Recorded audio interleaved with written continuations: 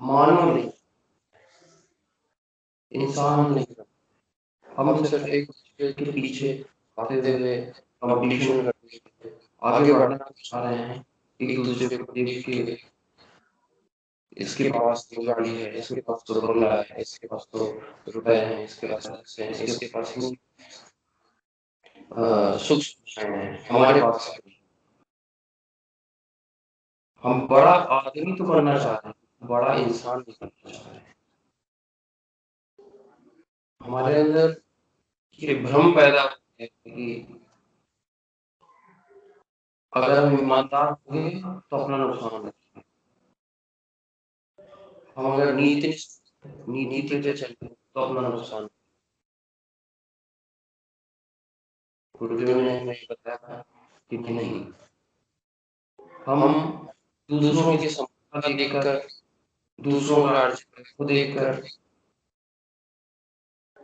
हम अगर उनके तरह से आगे बढ़ने की कोशिश करेंगे, अनीतियों को हमारा अपनाएंगे, किसी कोई भी रास्ता लेंगे, तो सिर्फ हम अपना नुकसान करते हुए आगे बढ़ने की चाह रखेंगे, लेकिन हम उसमें सफल नहीं हो पाएंगे। हो सकता है शॉर्ट टाइम में हम सफल भी हो जाएं, लेकिन वह सिर्फ एक रेत का घर होगा जिसको कि एक हवा का झटका भी गिरा देगा। हम अक्सर देखते रहते हैं कि इस व्यवसायी के घर पे छापा पड़ गया, इस व्यवसायी के इतना करोड़ रुपया लग गया, छापा पड़ा।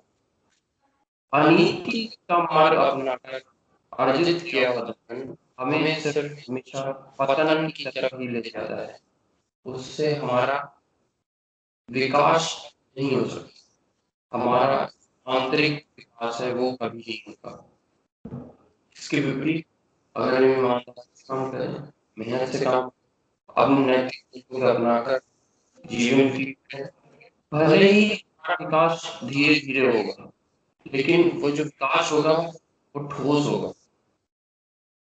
वो देश काल समय की सीमाओं को लांघ कर एक अंतरराष्ट्रीय स्तर पर प्रसिद्ध हो जाएगा। क्योंकि जो चीजें हम अनीति से, छल से और दूसरों को देखकर जो हम जल्दी जल्दी कमाने की हमारी लालसा रहेगी, वो सिर्फ हमारा शॉर्ट टाइम अर्न होगा, इसके अलावा कुछ। कोई भी प्रगति अगर हमें पानी है, कुछ भी हमें अपनाना है, तो हमें उसके लिए हमेशा अपने नैतिक मूल्यों पर काम करना होगा, अपने नैतिक को ऊपर करके और हमेशा उसकी उत्तर वृद्धि का प्रयास करते रहना होगा। हमें बड़ा आदमी, महान आदमी बनना है, हमें अपने व्यक्तित्व को महान बनाना है। यही हमारा उत्तरोत्तर प्रयास होना चाहिए कि हम आगे बढ़ते हैं, आगे बढ़ते हैं। आज हम हर जगह देखते हैं, हर जगह देखते हैं कि लोग, हम किसको देखते हैं आइडियल, अपने किसको बनाते हैं? हम अपने आइडियल बनाते हैं एक्टर्स को, बिजनेसमैन को। एक्टर्स को उनकी देखते हैं, उनकी बॉडी इतनी अच्छी है, उनकी लाइफस्टाइल इतनी अच्छी है, लेकिन पता क्या चलता है? वो तो कैंसर कर गया, वो तो इस बीमारी से पीड़ित है। किसी के अंदर नैतिकता है ही नहीं। दूसरों को देख के हम पैसा तो कमाना चाहते हैं, लेकिन हम ये नहीं देखते हैं कि उस पैसे, जिसके पास बड़ी बड़ी फैक्ट्रीज हैं, जिसके पास बड़े बड़े शुगर मिल्स हैं, पता ना उसको खुद को शुगर हो। तो हम अगर अपने कार्यों पर ईमानदार रहें, अपने कार्यों पे फोकस रहें और अपने आप के आंतरिक विकास पर ध्यान दें, तो हम धीरे धीरे करके महामानव बन सकते हैं। एक कहानी आती है, एक 18 वर्षीय बालक था, पिता ने उसको बहुत लाड पाल पाला। उनका नाम था हॉफर। लेकिन बहुत छोटी उम्र में खत्म हो गया। बट जब पिता चले गए तो उनके पास में कोई पारिवारिक पूंजी नहीं थी, घर परिवार में रहना पड़ा उनको, इधर उधर खानी पड़ी। लेकिन उनके पिताजी एक अच्छी चीज मुझे बताई कि बेटा हमेशा परिश्रम की रोटी खाना।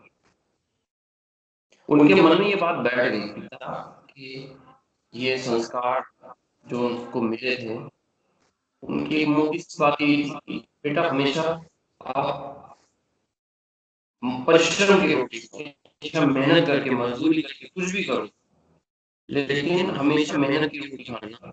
इसके अलावा कभी भी झूठ, बेईमानी, कोई भी चीज जो कि आपको पतन के रास्ते पर ले जाए, उसे मत अपनाना।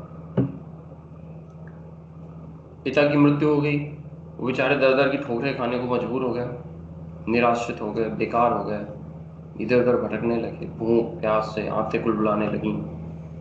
जहां भी जाए वहां पे लोग इग्नोर करें उसे, हटा दें, भगा दें। कई दिन बीत गए, एक दो दिन बाद जब उनके असहाय हो गए थे, एक होटल के सामने जाके खड़े हो गए।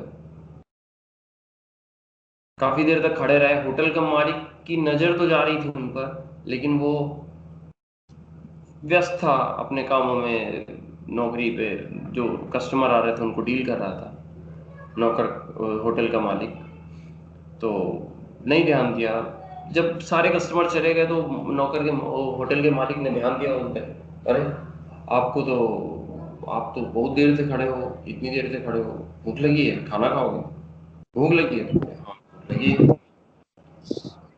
तो होटल वाले सज्जन थे, उन्होंने एक प्लेट लाके भोजन दे दिया उनको, ये लीजिए बेटा खाना खा लो। बट पिताजी की वो बात ध्यान आ गई उनको कि नहीं, इसमें तो मैंने कोई परिश्रम किया ही नहीं, इसमें तो मेरा कुछ लगा ही नहीं, इसे मैं कैसे खा सकता हूँ? उन्होंने मालिक से कहा कि सर मैं इसे नहीं खा सकता। क्यों? क्यों नहीं खा सकते? बोले मैं ऐसे नहीं खाऊंगा। बोले फिर कैसे खाओगे? बोले कि पहले मैं तभी रोटी खाऊंगा जब आप मुझे कुछ खाने को देंगे, कुछ काम करने को देंगे।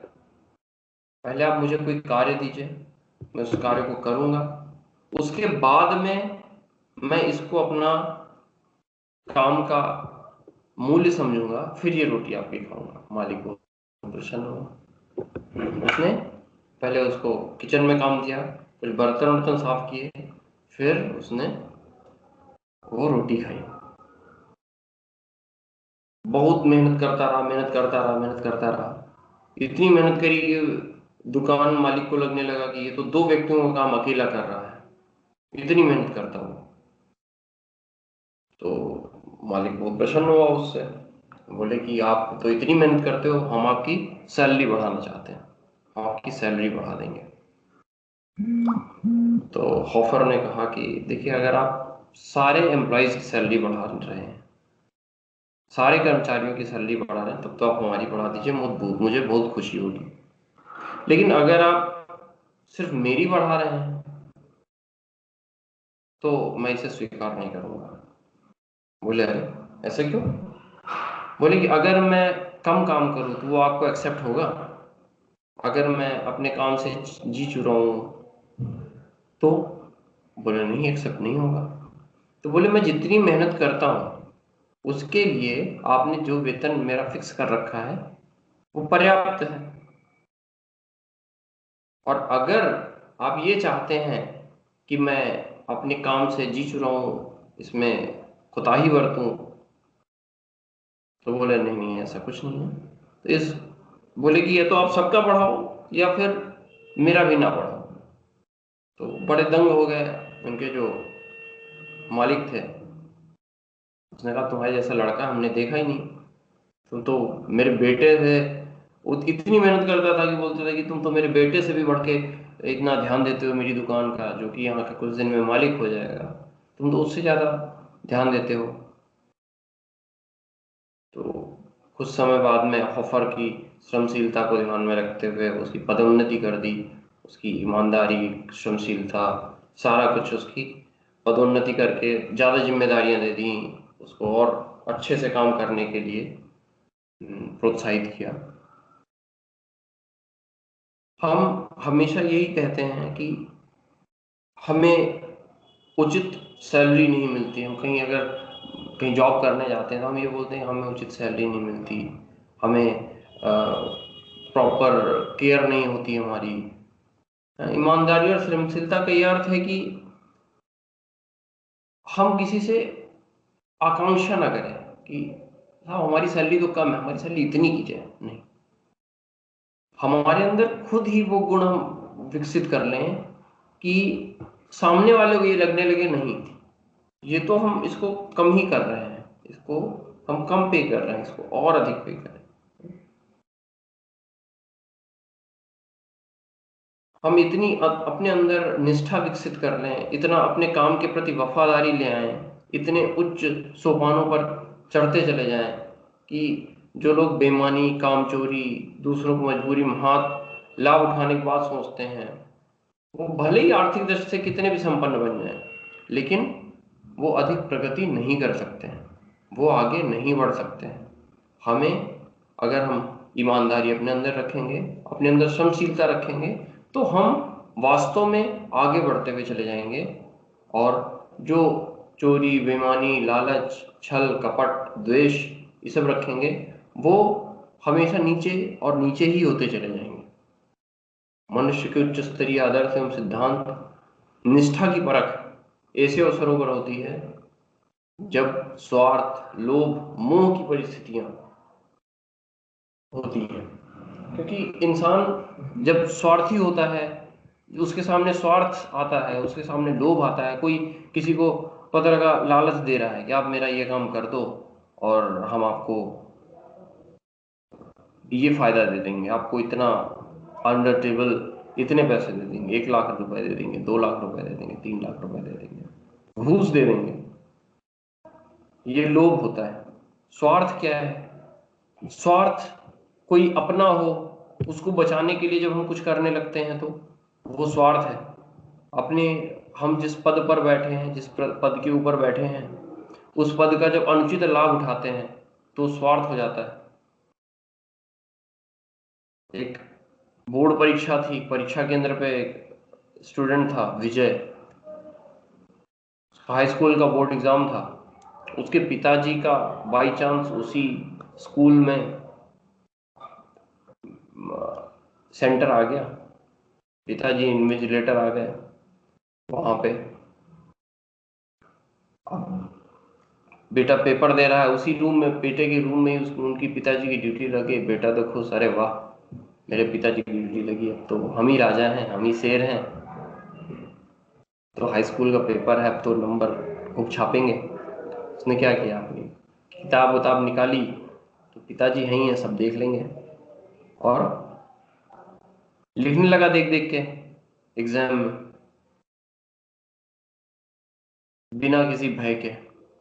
पिताजी ने देखा, अरे ये क्या हो रहा है। पिताजी ने उसकी कॉपी छीन ली। क्यों? क्योंकि उन्हें अपने पद का ध्यान था। उन्हें ये ध्यान था कि मैं अभी यहाँ पर अगर इन्विजिलेटर हूँ तो अभी मैं किसी का पिता नहीं, किसी का सगा संबंधी नहीं। उन्होंने अपने स्वार्थ को किनारे कर दिया। ये है स्वार्थ। अगर उस समय वो सोचते, पुत्र मोह में पड़ जाते, बोलते कि नहीं ये तो मेरा पुत्र है, इसको तो छोड़ देते हैं, तो वहां पर उनके आदर्श, उनका आत्मसम्मान वो खत्म हो जाता। उन्होंने आगे बढ़ी, बेटे की कॉपी ली, उस पर अपने नोट्स लगाए, जो भी साइन कर किया, लिखा, नकल करते हुए पकड़े गए और रेस्टिकेट कर दिया उसे। उनके एक मित्र ने समझाया, भाई लड़का है, अपना रहने दो, ऐसा है वैसा है। लेकिन उन्होंने क्या चुना? अपना कर्तव्य पालन चुना, पुत्र से भी अधिक कर्तव्य पालन। ये था। बेटा 2 साल के लिए रेस्टिकेट हो गया, 2 साल के लिए परीक्षा में सम्मिलित होने से वंचित हो गया, पर उन्होंने अपने कर्तव्य पालन को बहुत ही महान समझा। एक मुंशी प्रेमचंद्र का नाम सबने सुना होगा। आप लोग बीच बीच में थोड़ा सा बोलते भी रहे तो मुझे भी लगेगा कि हाँ आप लोग सुन भी रहे हैं उसी तरह से जिस तरह से मैं बोल रहा हूँ।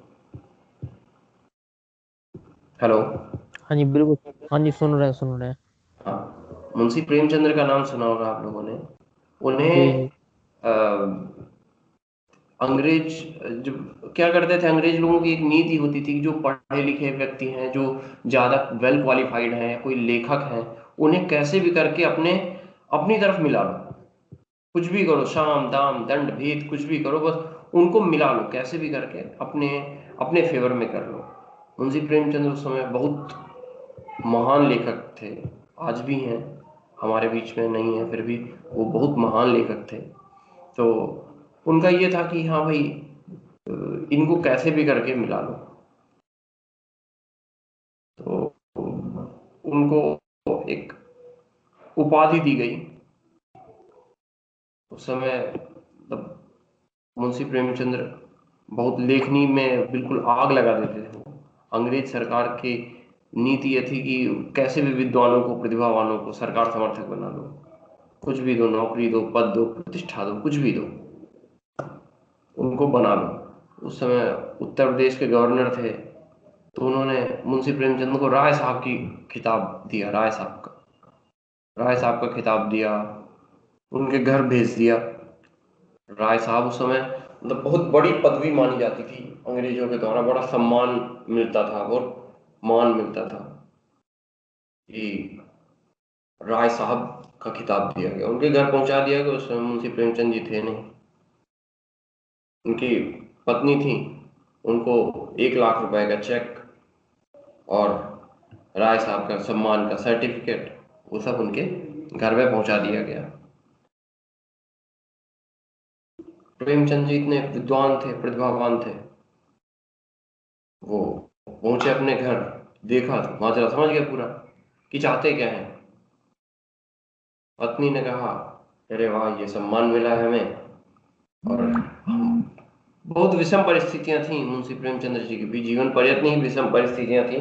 कोई इतना अच्छा उन्होंने अर्न नहीं किया था, क्योंकि अंग्रेजों से हमेशा छत्तीस का आंकड़ा ही रहता था। तो जो भी देश प्रेमी होते थे, देशभक्त होते थे, उस समय पे उनका यही रहता था कि हाँ ठीक है, कैसे भी करके काट में लगे रहते थे। तो कोई उनका मतलब अर्निंग सोर्स इतना ज़्यादा था नहीं, नॉर्मल सी लाइफ थी। तो उनके लिए 1 लाख रुपया बहुत बहुत बड़ी बात थी, घरे इतना पैसा मिल गया। उनकी वाइफ ने कहा भाई ये तो बहुत अच्छी बात है, बहुत बड़ा पैसा मिला हुआ है, बहुत बड़ा मान सम्मान मिला हुआ है, हमारी स्थिति काफी सुधरेगी। तो उन्होंने क्या किया, प्रेमचंद जी ने देखा उस लेटर को और उस पैसे को, सधन्यवाद गवर्नर साहब को वापस कर दिया। उन्होंने अपनी पत्नी को समझाया कि एक देशभक्त की पत्नी होते हुए तुमने कैसे इसे स्वीकार कर लिया। इतने उच्च आदर्श कि घर में खाने को नहीं था, लेकिन हमने अपने आत्मसम्मान को अंग्रेजों के समक्ष गिरवी नहीं रखा, उनका प्रलोभन हमने स्वीकार नहीं किया। हाथ जोड़ के धन्यवाद देके उन्होंने उनका गिफ्ट, उनके पैसे उनको वापस किए। साथ में उन्होंने बोला कि आपका धन, आपकी प्रतिष्ठा, आपका टैग उन सबसे अच्छा है मुझे मेरी देशभक्ति, मुझे मेरा आत्मसम्मान, मुझे अपनी ईमानदारी। उन्होंने बोला कि मैं आपका उपहार लेके देशद्रोही नहीं होना चाहता। आज हम नी कहीं भी ऑफिस में रहते हैं, घर पे रहते हैं, समाज में आज हम देखते हैं कि जो गलत रास्ते पे जा रहा है उसको तो फायदा बहुत हो रहा है। दूध में मिलावट कर रहा है, चीनी में मिलावट कर रहा है, खाने में मिलावट कर रहा है, उसको बहुत फायदा हो रहा है। लोग कहते हैं कि यार जब अनीति में तुरंत लाभ मिलता है तो ईमानदारी क्यों अपनाए, उत्कृष्टता का समर्थन क्यों किया जाए, क्यों हम ईमानदार बने? हो सकता है ईमानदारी आप अपनाना शुरू करें तो पहले घाटा ही दिखे,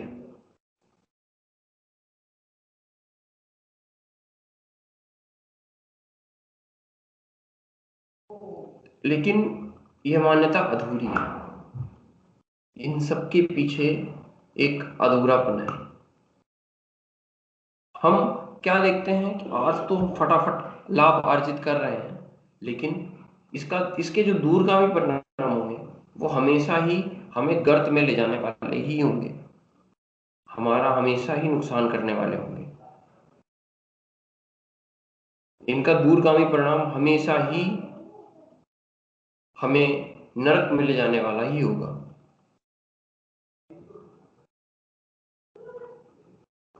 जो अनीति का लाभ मार्ग अपनाकर चलते हैं वो हो सकता है कुछ दूर चले, तेजी से चले, लेकिन वो अंत में खड्डे में ही गिरते हैं।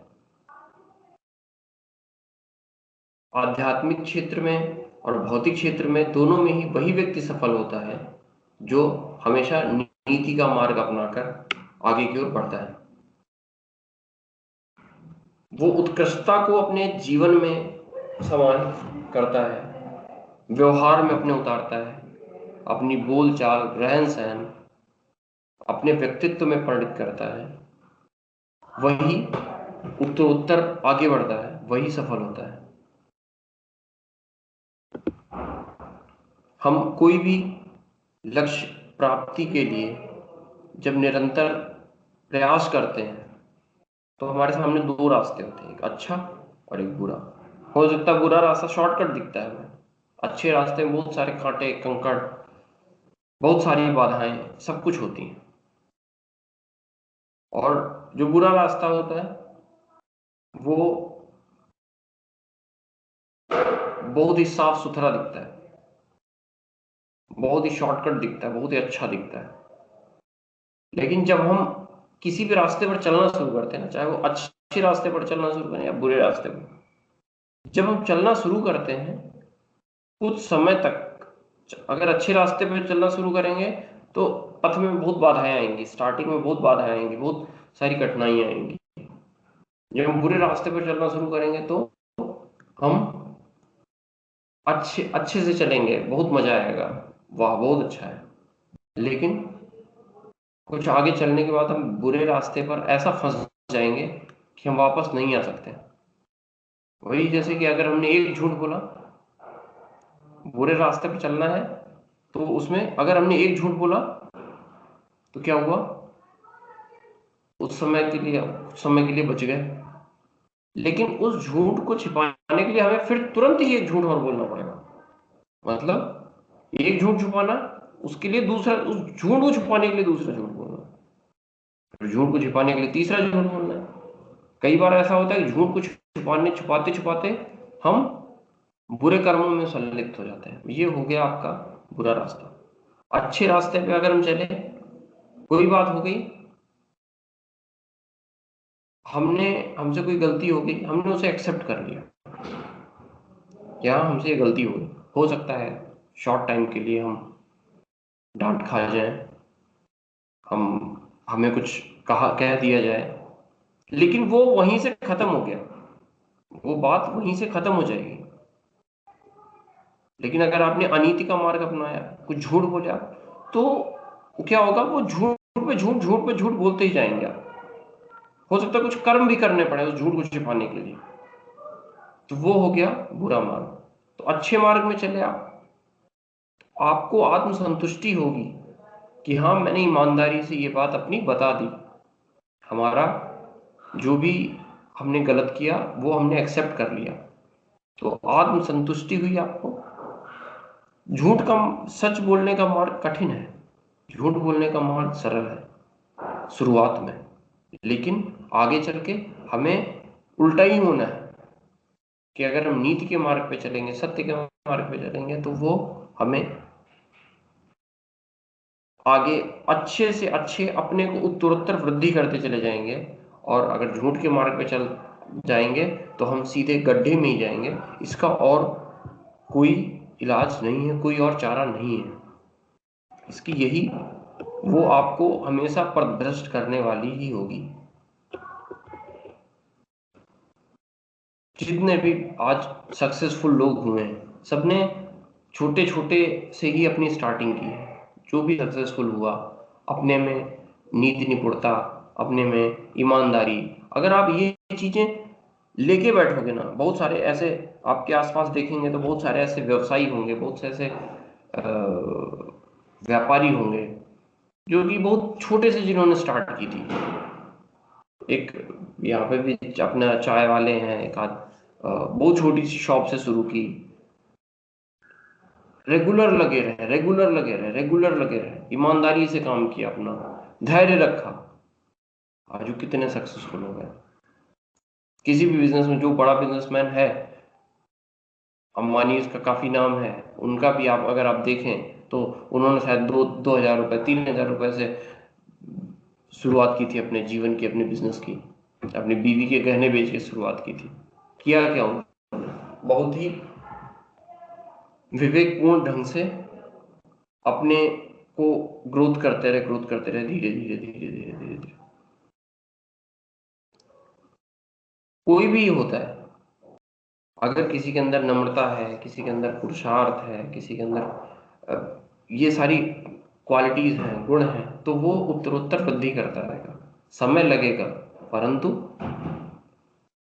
वो जो वृद्धि होगी वो स्थायी होगी, अस्थायी नहीं। मैंने बताया था जैसे पहले कि अस्थायी रेत का जो हमारी इस तरह की ग्रोथ होती है, इस तरह की वृद्धि होती है, इस तरह का बड़ापन होता है, जो हम पाप कमाई से अर्जित करते हैं, जो हम अनैतिकता से अर्जित करते हैं, वो सिर्फ और सिर्फ रेत की दीवार की तरह होती है, पानी के बुलबुले की तरह होती है, हल्का से हवा का झोंका आया और सब कुछ डिस्ट्रॉय। तो अगर हमें कुछ बड़ा करना है, हमें कुछ बड़ा बनना है, तो हम नीतिपरक मार्ग, ईमानदारी के साथ अगर हम आगे बढ़ेंगे, अगर हम धीरे धीरे करके अपनी ग्रोथ को करेंगे, उसमें लगे रहेंगे, तो हम धीरे धीरे करके अपने को निखार पाएंगे। वही रसरी आवत जाते सिल पर पड़त निशान। हम सक्सेस होंगे, क्यों नहीं होंगे, वास्तव में आगे बढ़ेंगे, लेकिन समय दीजिए, थोड़ा सा इस पे ध्यान दीजिए और लगातार प्रयास करते रहिए अपने को निखारने का। सबसे बड़ी चीज है कि अगर हम अपने आप को निखारना चाहते हैं तो क्या करें? सबसे पहले तो भेदभाव ना करें, और ये तो छोटा है, ये बड़ा है, ये ऊपर है, ये नीचे है, ये तो हमारे सगे हैं, ये हमारे। समान दृष्टि अगर हम रखेंगे सबके प्रति समान दृष्टि अगर हम रख के सबको मानव मात्र के कल्याण के लिए अगर हम काम करेंगे, मानव मात्र की भलाई के लिए काम करेंगे, तो हमारा उत्तरोत्तर विकास होता चला जाएगा। छोटे बड़े का भेदभाव मिटाकर और अगर हम आगे बढ़ेंगे तो यही हमारे विकास निर्माण, चरित्र निर्माण में ये सहायक होगा। अपने छोटों को स्नेह देना, बड़ों का सम्मान करना, बहुत छोटी छोटी बातें हैं, लेकिन यही सब चीजें हैं जो कि हम सुनते हैं, हमेशा सुनते हैं। ये करना, झूठ ना बोलना, ईमानदार रहना, ऐसा करना, वैसा करना, सुनते हैं हम सब कुछ सुनते हैं, लेकिन होता क्या है, हम अपनाते नहीं, अपने जीवन में उसे मूर्ति रूप नहीं करते हैं, उसे अपने जीवन में उतारते नहीं हैं। सिर्फ एक कान से सुना, दूसरे से निकाल दिया। और जब तक हम किसी भी चीज को अपने जीवन में उतारेंगे नहीं, तब तक वह सब किताब में लिखी बातें ही रहेंगी और कुछ नहीं। फिर तो जिस तरफ हवा बह रही, हम भी उसी तरफ उड़ते चले जाएंगे, बस, और कुछ नहीं। तो हम कोई भी एक बात अगर हम गांठ बांध लें, कोई भी एक अच्छी बात अगर हम गांठ बांध लें कि ऐसा है, तो फिर वो चीज हमेशा ही हमारे व्यक्तित्व निर्माण को आगे ले जाएगी। कुछ भी एक छोटी सी आदत, एक अच्छी छोटी सी आदत पे अगर हम दृढ़ हो जाएं कि हमें अपने व्यक्तित्व निर्माण के लिए हम हमेशा ये काम करेंगे, हमेशा ईमानदार रहेंगे, हमेशा सच बोलेंगे, हम कभी घमंड नहीं करेंगे, कोई भी एक आदत अगर हम अपने जीवन में लाके और दृढ़ता के साथ में उस पर टिक भी रहें तो हमारी ग्रोथ, हमारी सफलता वो निश्चित है। अगर हम किसी से भेदभाव ना करें, ये हमें अच्छा इंसान बना सकती है। और क्या करें? बड़ों का आदर करें, छोटों से स्नेह दें, झूठ ना बोले, छोटी छोटी बातों पे झूठ। अगर हम इन बातों को इग्नोर करते हैं, क्योंकि यही अभी मैंने बताया जैसे कि झूठ एक ऐसी चीज है कि झूठ आप एक बार बोल दोगे फिर आप बोलते ही रहोगे, वो आपकी आदत में परिणत हो जाएगा, आपकी आदत विचारों में आ जाएगा, सब कुछ ऐसे हो जाएगा कि आप झूठ के बिना काम ही नहीं चलेगा। आपने एक झूठ बोला, उसको छुपाने के लिए दूसरा झूठ बोला, उसको छुपाने के लिए तीसरा झूठ बोला। तो झूठ ना बोले, ईमानदार रहें, सिचुएशन कैसी भी हो, कितनी भी टफ हो। मेरे साथ भी हुआ था एक बार, मेरे से तो मैं जॉब में हूँ, तो वो ब्लंडर मिस्टेक हो गई थी ऑफिस में बैठे बैठे। एक किसी डीलर को कुछ छोटा अमाउंट जाना था। 5 आप ऐसे मानिए कि 500 की जगह 5 लाख का स्टॉक उसको डिस्पैच हो गया। अब मैं रिकंसाइल कर रहा था, तो रिकंसाइल करते करते मैंने देखा अरे ये क्या हो गया। अब उस समय मेरे पास 2 रास्ते थे, या तो मैं झूठ बोल दूं, उसको इग्नोर कर दूं और टाइमिंग बच जाऊं। एक तो रास्ता ये था। दूसरा रास्ता था कि तो झेलना है, ये कैसे करूं, इसके वेज ढूंढूं, रास्ते ढूंढूं, क्या कर सकते हैं इसमें।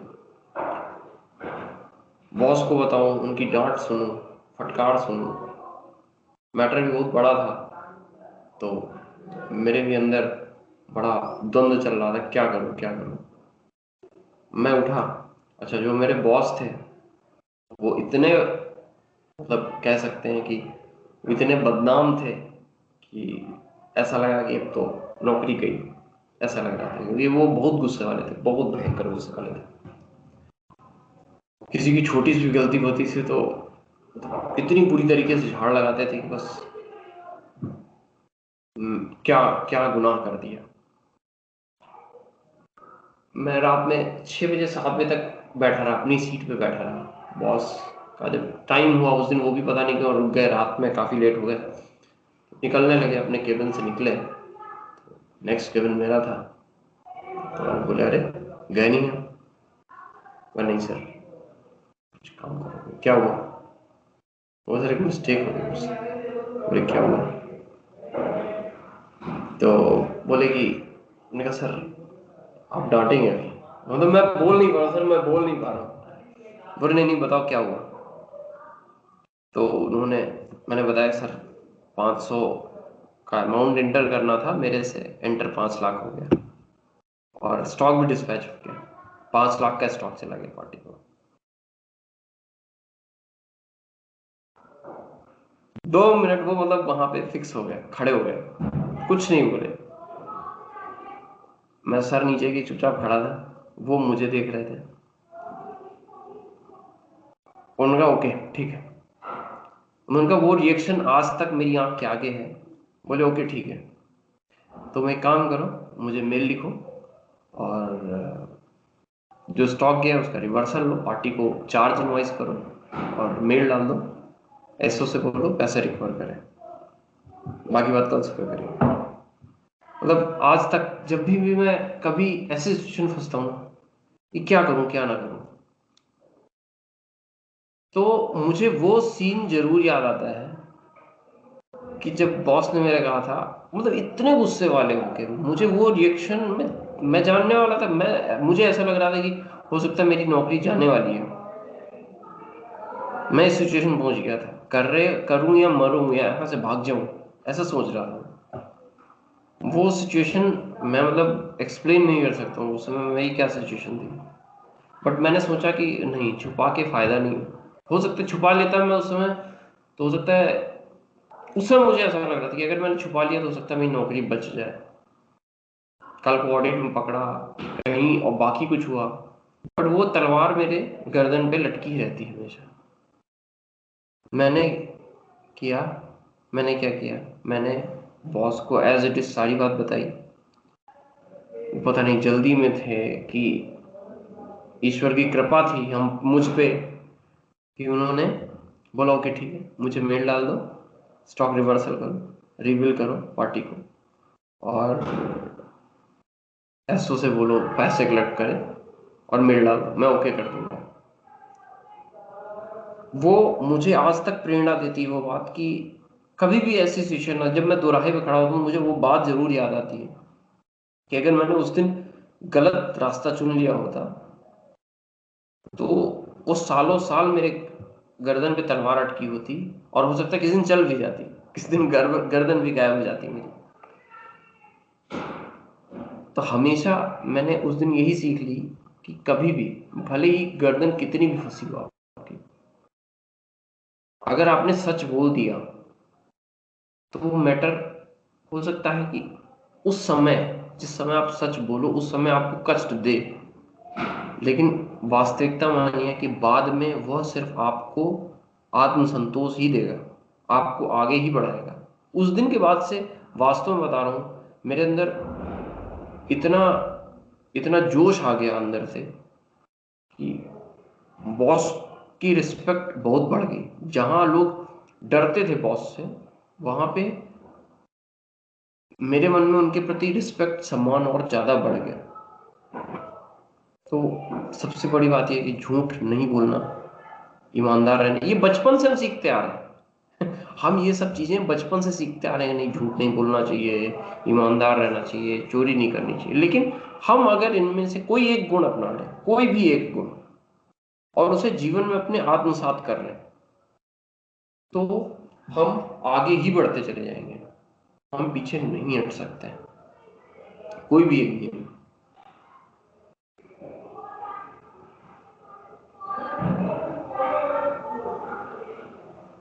किसी का बुरा हम ना करें, किसी से छल कपट ना करें, हमेशा दूसरों की मदद करें। कहीं भी अगर कलीग्स हैं, ऑफिस है, घर है, बाहर है, आस पड़ोस है, अगर हम सबके सुख में दुख में खड़े रहेंगे तो हमारे इतने मित्र बन जाएंगे, इतने अपने परिजन बन जाएंगे, इतने लोग बन जाएंगे अपने, कि हम हमें हो सकता है कि किसी किसी को ढूंढने की जरूरत ही ना महसूस हो। अगर हम दूसरों की मदद करते रहेंगे तो कोई भले हमारी मदद करे ना करे, लेकिन हमारे अंदर अ, इतना खुद को इतना अच्छा फील होगा। अगर हम किसी किसी को भी, अगर आप एक रोटी खिला देते हो किसी भूखे को, किसी गरीब की आप मदद कर देते हो, तो उस दिन वास्तव में आपका पूरा दिन अच्छा बीतेगा। ये वास्तविकता है। आपके आपको पूरा दिन पॉजिटिविटी फील होगी। आप हमेशा अपने आत्मसम्मान और को लेके हमेशा सजग रहें, घमंड ना करें, जिम्मेदार बने, क्रोध ना करें, ईर्ष्या ना करें। ये सारी वो चीजें हैं कि जो हम हमेशा सुनते आते हैं, पढ़ते आते हैं, देखते आते हैं, लेकिन उतारते नहीं हैं अपने जीवन में। हम अपने रिश्तों को अहमियत दें, घर में, परिवार में, समाज में, लोक में, सबको इज्जत दें। सबसे बड़ी बात यह है कि अपनी गलतियों को एक्सेप्ट करें। अगर हमने अपनी गलतियों को एक्सेप्ट करना सीख लिया कि हाँ ये मेरी गलती थी, मुझसे गलती हो गई, तो आपको एक अच्छा इंसान होने से कोई नहीं रोक सकता।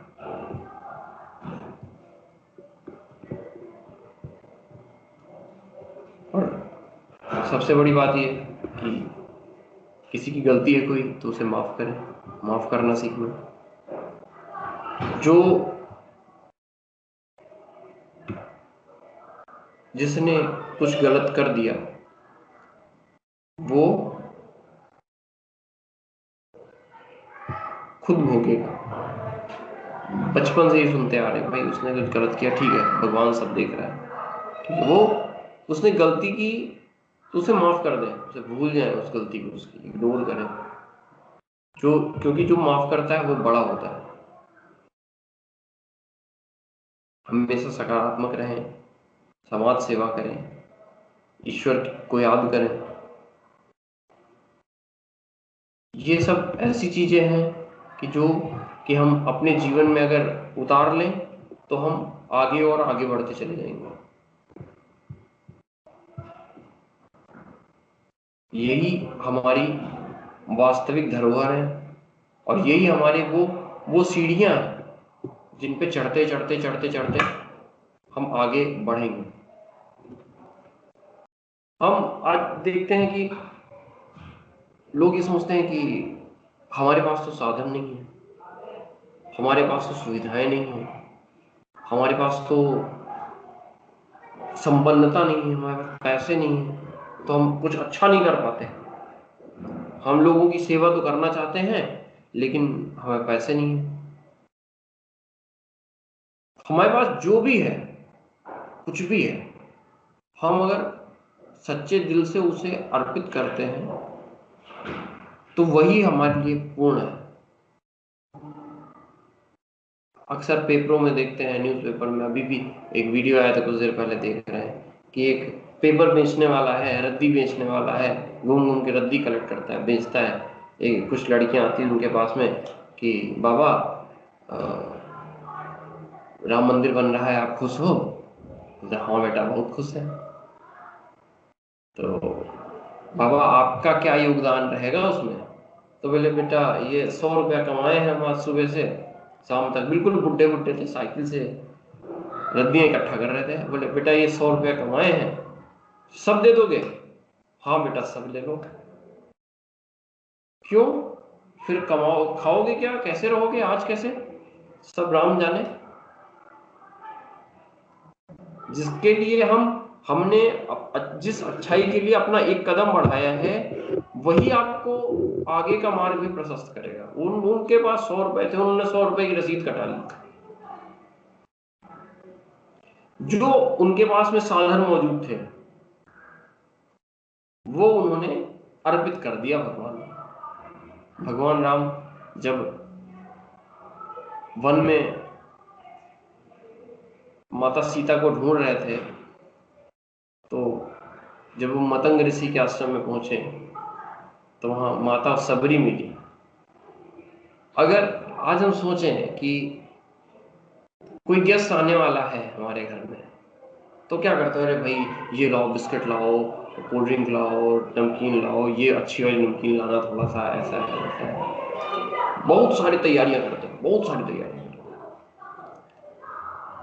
माता सबरी को तो ये विश्वास था कि यहाँ भगवान आने वाले हैं। उनके पास क्या साधन थे, उन कुटिया में क्या था? कुछ नहीं था। वो क्या करती थी, बिल्कुल वृद्ध, कमर झुकी हुई, हाथ पैर में दम नहीं, जितनी भी उनके पास सामर्थ्य थी डेली उस रास्ते को गुहारना, डेली ये आस लगाना कि हाँ आज ही प्रभु आएंगे, उस रास्ते को साफ करना, उस रास्ते पर डेली फूल बिछाना, सुबह से शाम तक प्रभु की बाट जो होती थी। बेर जाना बाग में, बेर को चक चक के रखना, कि प्रभु आएंगे तो ये भूख लगेगी। मतलब उनके पास कोई साधन नहीं था, उनके पास कोई योजना नहीं थी कि भगवान आएंगे तो ऐसे वेलकम करेंगे, ऐसे फूल बरसाएंगे, ऐसे 10 लोग नहीं। वो तो जानती थी कि भगवान ईश्वर है, हमारे पास जितना साधन है, जो भी चीजें हैं, वो सब उनको अर्पण है, किसी योजना के साथ नहीं। जो मौजूदा साधन है उसी में ही अपने प्रभु का स्वागत करेंगे। प्रभु को सबसे स्वादिष्ट वो बेर लगे माता के, जो उन्होंने चख चख के रखे थे। तो यही वास्तविकता है कि अगर हम अपने कार्य को करने के लिए जो भी हमारे पास मौजूदा साधन है उसको लेके आगे बढ़े, ना कि दूसरों को देख के कि मेरे पास तो ये नहीं है, मेरे पास तो वो नहीं है। इससे हम अपना ही लॉस करते हैं। मेरे एक मित्र थे, उनका एक दिन कॉल आया, कॉल करते रहते हैं हम लोग मित्र आपस में एक दूसरे को। उनका कॉल आया एक दिन मेरे पास कि मैंने पूछा और क्या चल रहा है, कैसे चल रहा है? बोले पीएचडी कर रहा हूँ। बहुत अच्छी बात है। बोले लेकिन यार एक दिक्कत है। क्या? बहुत परेशान रहता हूँ घर में और पढ़ाई पे ध्यान नहीं दे पा रहा हूँ, सुबह शाम तक बिजी रहता हूँ, पापा भी थोड़ा सा बीमार रहते हैं, उनकी देखभाल करना, केयर करना, बच्चे हैं, ऐसा है वैसा है। मैंने उनको समझाया, मैंने कहा भाई चीज सुनो। बोले क्या? हमने कहा कभी सुना है कि कोई स्ट्रीट लाइट में पढ़ के और डीएम बन गया, एसडीएम बन गया, आईएएस बन गया, पीसीएस बन गया? कोई झोपड़ी वाले का बच्चा हर साल ऐसे टैलेंट्स हमारे सामने आते रहते हैं। हर साल कोई ना कोई ऐसा आता रहता है कि किसी के फादर रिक्शा चला रहे हैं, किसी के माँ दूसरों घर में बर्तन धुल रही हैं। बिल्कुल मतलब सोर्स ऑफ इनकम क्या है? बिल्कुल लेस। उन सोर्स ऑफ इनकम से, उन कठिन परिस्थितियों से निकल के भी लोग चमकते हैं। मैंने उसको समझाया, मैंने कहा तुम्हारे साथ तो ऐसा नहीं है, अच्छे सोर्स ऑफ इनकम है, फादर अच्छा कमाते हैं, तुम भी थोड़ा बहुत अच्छा कर लेते हो, तुम्हारे पास ऐसा नहीं है कि तुम जॉब भी नहीं कर रहा था। मैंने कहा तुम ऐसा तो नहीं है कि तुम्हें घर का सारा काम निपटा के जॉब पे जाना है, जॉब से आना है, फिर घर के सारे काम करने हैं, मम्मी पापा की देखभाल करनी है, ऐसा? बोले नहीं ऐसा तो नहीं है। फिर हमने कहा अपनी जो जो चीजें नहीं है उन पे ना ध्यान देके उस पे ध्यान दो जो चीज तुम्हारे पास है। अगर हम उनको ध्यान देते रहेंगे कि जो चीजें हमारे पास है उसी से हम आगे बढ़ने का प्रयास करेंगे, तो हम ज्यादा सफल होंगे और ज्यादा आगे तक जाएंगे और वास्तव में ठोस आगे जाएंगे, क्योंकि वो हमारे खुद की पूंजी होगी। एक छोटा सा एग्जांपल मुझे ध्यान है कि एक लड़का था, उसके एक लेफ्ट हैंड नहीं था, उसके सिर्फ एक राइट हैंड था, मतलब एक ही हाथ में था। उसकी मम्मी बोली कि क्या करना चाहते हो? बोला मुझे बॉक्सिंग सीखना है। बॉक्सिंग सीखना है एक हाथ से? बोले हाँ एक ही हाथ से सीखना। तो उस समय वर्ल्ड के चैंपियन थे, उन्होंने एक अपना वर्ल्ड चैंपियन थे, उन्होंने अपना एक स्कूल डाल रखा था, रिटायर हो गए थे, स्कूल डाल रखा था। जब पहुंचे वो 10 साल का लड़का रहा होगा, जब पहुंचे तो उसकी माँ ने उनसे बोला, चैंपियंस से, कि सर ये बहुत जिद करके बैठा हुआ है कि मुझे बॉक्सिंग सीखनी है, आप ही समझाएं इसको। कि पास में ही रहते थे, तो बोले आप ही समझाएं, आप तो जानते हैं इसको, आप ही समझाएं कि कैसे एक हाथ से कैसे करेगा। बोले ठीक है ये करना चाहते हैं आप, इसको छोड़ दो जाओ। चली गए। उन्होंने सिर्फ एक जो बेसिक स्टेप होता है बॉक्सिंग का, बोला आप ये करते रहो। एक कोई किक होती है हाथ से, राइट हैंड से ही वो किक होती है, डाउन होता है वो एक बेसिक पहले दिन एक स्टेप सिखाया, बोले ये करो, करा।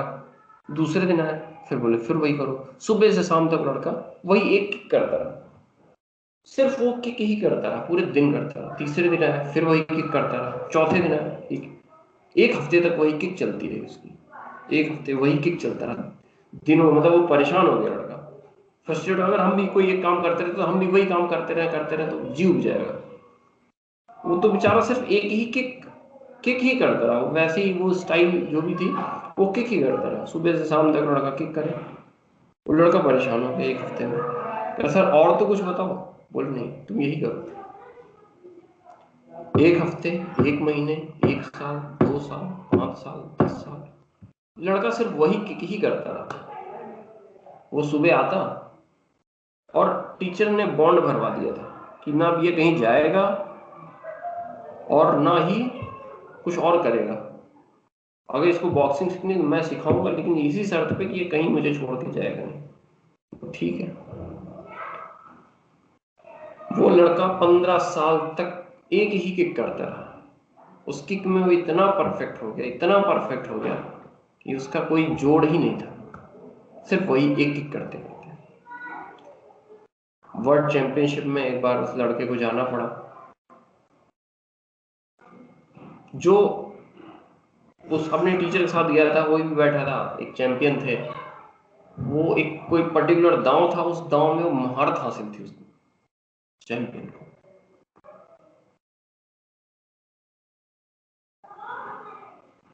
उस चैंपियन ने सबको धूल चटा दी। जो इस टीचर के स्टूडेंट थे उन्होंने बोला, स्टूडेंट को बोला कि जाओ तुम इसके सामने जाओ। बोले हैं मैं? बोले हाँ जाओ, तुम इसके सामने जाओ, फाइट करो। बोले नहीं मैं कैसे जाऊंगा, ये तो वर्ल्ड चैंपियन। नहीं तुम जाओ। वो गुरु का विश्वास था, बोले तुम जाओ। वो गया। जो सामने वाला अपोजिट टीम का फाइटर था, जो वर्ल्ड मतलब काफी अच्छा फाइट कर रहा था, जो सबको जीत चुका था, उसने जब फाइट किया तो ये बच गया। इसने जब वो किक मारी, बोला मुझे तो एक ही किक आती। बोले ठीक है तुम वो एक ही किक मारना। वो जो एक किक मारी तो उस किक की ये विशेषता थी कि उस किक का एंटी जो होता है, उस किक से बचाव के लिए सामने वाले को उसका लेफ्ट हैंड पकड़ के पलटना होता है। मतलब उसने दाएं हाथ से किक मारी तो सामने वाले को बचाव के लिए उसके बाएं हाथ को पकड़ के पलटना होता है। लेकिन उस लड़के के तो बायां हाथ था ही नहीं। फाइट हुई और लड़का जीत गया।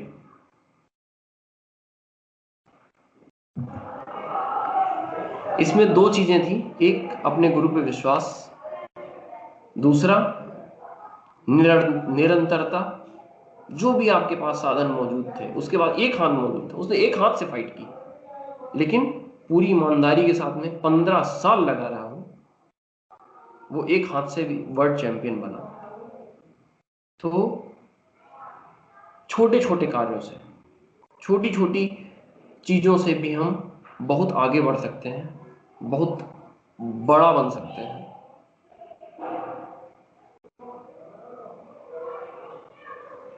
स्टार्ट करने की देर है बस हमें। किसी भी काम को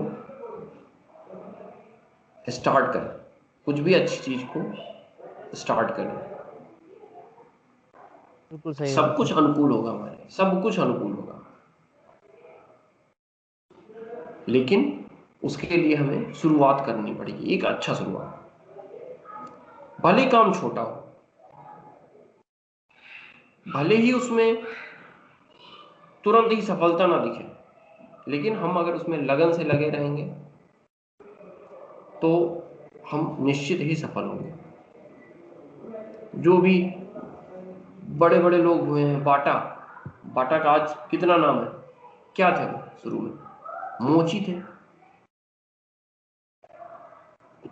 जूते सिलते थे। पैतृक संपत्ति के तौर पर उनको क्या मिला था? जूते सिलने का काम। मजदूरी करते, लेकिन उन्होंने अपनी काम में इतनी ईमानदारी बरती, इतनी ईमानदारी बरती कि ग्राहकों का तांता लग गया। फ्रेंचाइजीज खोलनी पड़ी कुछ काफी समय मेहनत करने के बाद में उनको। तो यही है कि कोई भी कार्य छोटा बड़ा नहीं है, हमें सिर्फ उन पर टिक कर पूरे मनोयोग के साथ आगे बढ़ना है, बेईमानी ना करते हुए अपने कार्य के प्रति आगे बढ़ना है। दूसरों को देखा देखी नहीं करनी दूसरों की कि हाँ वो तो मुझसे आगे बढ़ रहा है, तो दूसरों को आगे दूसरों को ना देख के अपने आत्म विकास पर ध्यान देना है।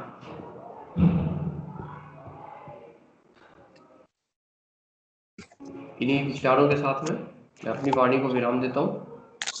एक बार सभी लोग शांति पाठ और साथ करें।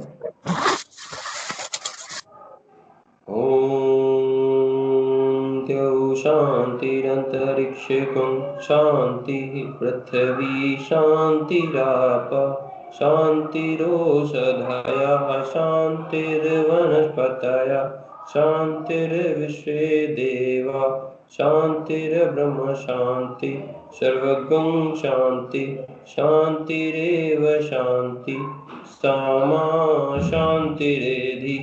ओम शांति शांति शांति सर्वारिष्ट सुशांतिर्भवतु।